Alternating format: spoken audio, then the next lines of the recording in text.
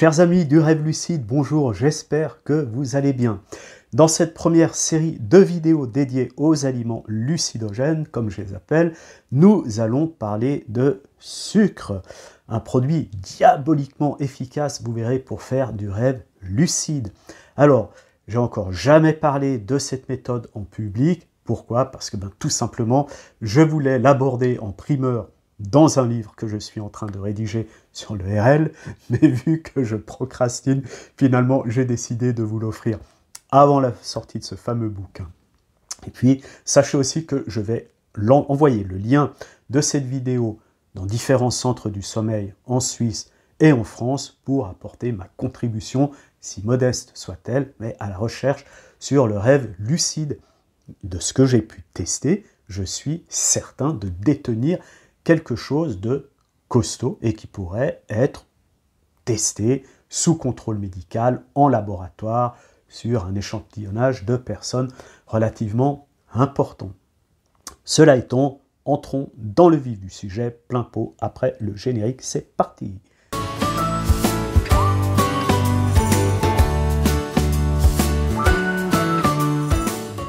Alors, pour comprendre pourquoi le sucre va vous permettre de faire des rêves lucides quasi à volonté, je vais en quelques mots vous expliquer comment votre corps réagit au glucose.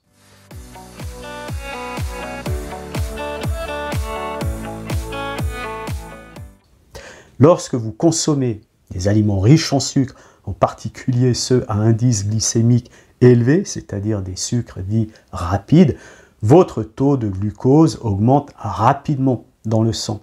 En réponse, votre pancréas, qu'est-ce qu'il va faire? Eh bien, il va libérer une méga dose d'insuline pour faire baisser cette glycémie. Du coup, la glycémie dégringole à vitesse grand V, et puis ce dive va générer un petit stress physiologique sous la forme d'une soudaine montée d'adrénaline et de cortisol, deux hormones associées à l'état de vigilance. Et c'est là que les choses deviennent super intéressantes. Pourquoi? Parce que cet état de vigilance va se produire à l'intérieur de votre sommeil. Alors là, je sens que vous êtes déjà en train de vous réjouir et vous avez mais 1000 fois raison. La supplémentation en glucides va dans un premier temps booster vos neurones, ça va super bien fonctionner, et puis vous envoyez une petite récompense sous forme de dopamine. Votre cerveau, il est content, dopamine. Dans la foulée, il va favoriser une plongée hypnagogique lorsque vous retournez au lit après un cours WBTB. Puis, il va se produire des montées de vigilance à l'intérieur de votre sommeil parce que votre corps s'est mis en état d'alerte pour gérer cette hypoglycémie transitoire. Alors bien sûr, s'il est trop importante, vous vous réveillerez, votre organisme il va vous réveiller pour vous passer quelque chose. Mais si elle est bien dosée, comme on va le voir un peu plus loin dans la vidéo, vous vous réveillerez aussi, mais à l'intérieur de vos rêves. Alors, en effet, vu que c'est le matin, il y a de fortes chances que cela se produise pendant une phase de sommeil paradoxal, là où il y a la majorité des rêves. Et vos rêves seront vivides, puissants, colorés, interminables, à forte charge émotionnelle. En fait, tout ce que vous allez vivre dans les rêves, dans vos rêves, sera exacerbé. Rien de tel pour faire un super deal, car vous serez déjà en état de prélucidité due à la vigilance engendrée par cette prise inhabituelle de sucre. Il se peut aussi que vous ayez des micro-réveils, parfois en paralysie du sommeil. Ça arrive, quand on fait du lucide, on sait qu'on peut être confronté à ce genre de choses, mais tout ça, c'est exploitable, par exemple, pour tenter une OBE, genre premium, quoi. Maintenant, retenez bien ceci. Les accès de stress et de vigilance induits par les fluctuations des hormones et des neuromédiateurs vous ouvrent grandes les portes du rêve lucide et des sorties hors du corps. Allez, je vous livre la méthode. Alors, en fait, je l'ai découverte vraiment par hasard et de manière empirique. Pourquoi? Parce qu'il m'arrive de manger la nuit relativement souvent. Et puis la plupart du temps, c'est des cochonneries bien sucrées. Et puis à chaque fois, mes rêves s'en trouvent affectés, mais de différentes manières. Puis au bout d'un moment, je me suis dit, mais ça vient certainement de ce que je mange. Et puis là, j'ai commencé à tester tout un tas de produits par élimination. Parfois j'en prenais pas, enfin, etc. Ça a duré pendant des mois. Et puis finalement, j'ai réussi à comprendre que le grand responsable dans tout ça, c'était le sucre. Alors maintenant, ce que vous devez faire, c'est très simple. Vous vous réveillez le matin vers 5 heures. Idéalement, un réveil naturel. Notez que vous devez au minimum avoir encore 2 heures de sommeil, enfin 1h30, 2 heures de sommeil devant vous. Vous vous levez, vous buvez un verre de boisson ultra sucrée.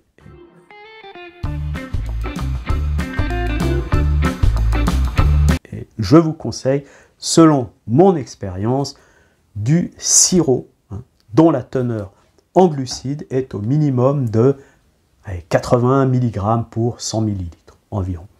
Le dosage qui va bien pour moi, c'est un volume de sirop pour 3 volumes d'eau à température ambiante dans un verre comme celui-ci. Donc vous voyez, ça correspond à peu près à ça en dose de sirop, puis vous faites le complément avec de l'eau. Vous allez immédiatement vous recoucher et vous vous rendormez en posant juste une ferme intention de faire un rêve lucide ou une OBE. Ça peut être du mild, etc. Mais vous n'auriez même pas besoin de faire cette induction tant vos rêves vont être super puissants et donc lucidogènes par nature. La quantité de glucides ingérés va vous permettre déjà de vous endormir rapidement. Pourquoi? Parce que le sucre favorise l'endormissement. On le sait, quelques minutes après sa prise, vous plongez dans le sommeil. Que va-t-il se passer ensuite? Eh bien, dans l'heure et demie ou les 2 heures qui suivent, vos rêves vont être étranges, voire déstabilisants, enfin super puissants. Dans de rares cas, en fonction de votre mindset, votre état d'esprit, il peut y avoir des cauchemars ou des paralysies du sommeil. Vous risquez aussi d'avoir des OBE spontanés, quoi. Intra ou extra onirique, là vous sortez de votre corps comme ça, vous ne savez même pas pourquoi. Et puis évidemment, des rêves lucides en lien avec tout ça. Alors, en tant que rêveur lucide, même si vous êtes débutant, ces choses-là peuvent arriver, on le sait, parfois ça fait partie du jeu. Avec les pâtes de fruits, ça fonctionne aussi, mais le sirop, pour moi, c'est ce qu'il y a de plus efficace. J'ai aussi testé des boissons énergétiques, ça fonctionne bien, peut-être même mieux, notamment par le fait qu'elles contiennent de la vitamine B6, mais dans ce cas, il faudra que vous soyez sûr de pouvoir vous endormir dans les 10 minutes qui suivent, sinon c'est foutu. Pourquoi? Parce que ces boissons énergétiques, elles contiennent un taux de caféine élevé, et si vous vous endormez pas dans les 10 minutes, la caféine, elle envahit votre cerveau, et puis c'est foutu, c'est 1h30 d'insomnie, donc restez sur le sirop. Je vous conseille peut-être de commencer avec des doses un peu plus faibles que celles que je prends personnellement, et d'augmenter progressivement jusqu'à ce que, d'expérience après expérience, les effets se fassent sentir. Mais rassurez-vous, vous allez être vite fixé. Et c'est inéluctable. Je vous garantis, mordicus, qu'à un moment donné, il va y avoir des effets. Alors, surtout, ne faites pas cela le soir. Jamais. On est bien d'accord, mais uniquement le matin, pendant un mini WBTB, quelques minutes.